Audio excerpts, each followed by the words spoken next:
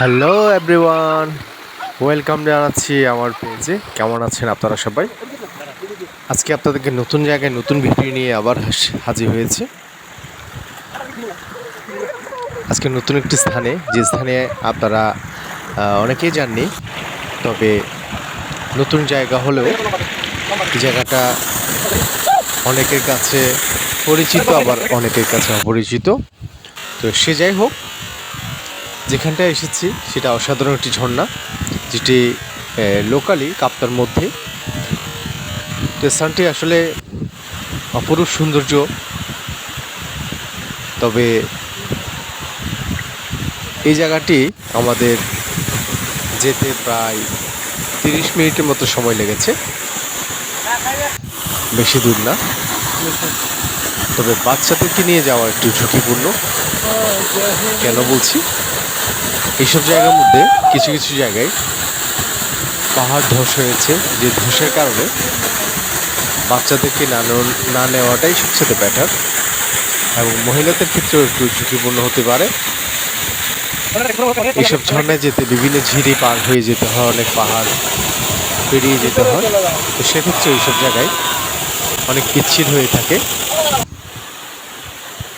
ওইসব জায়গায় যেতে হলে আপনাদের অবশ্যই ভালো মানের কেডস পরাটা অবশ্যই উত্তম।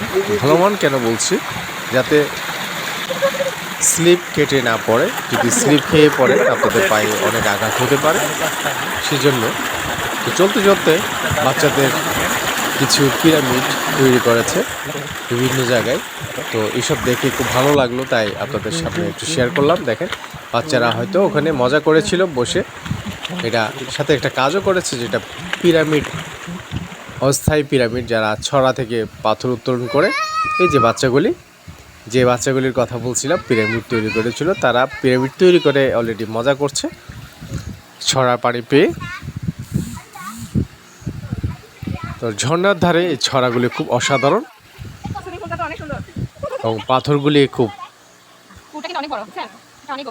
সৌন্দর্য, বিভিন্ন কারুকাজে, প্রকৃতির খেলা, এবং এখানকার সৌন্দর্য উপভোগ করার মতো।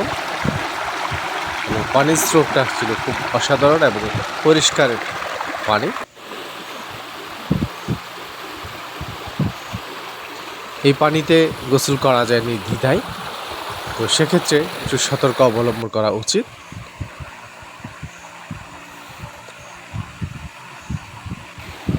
তো বন্ধুরা, আজকে এই পর্যন্ত। নতুন জায়গায় আবার নতুন ভিডিও নিয়ে আপনাদের সামনে আবার হাজির হব। সেই পর্যন্ত আপনারা ভালো থাকবেন, সুস্থ থাকবেন, নিরাপদে থাকবেন, এই প্রত্যাশা করছি, এবং আমার ভিডিওর পাশে থাকবেন আপনারা সবাই।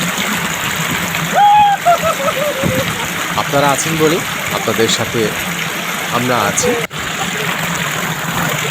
এবং যারা আমার শুভাকাঙ্ক্ষী, আপনারা আমার পাশে থেকে আমাকে সাপোর্ট করবেন, যেন নতুন জায়গায় আবার নতুন ভিডিও নিয়ে আবার হাজির হতে পারে।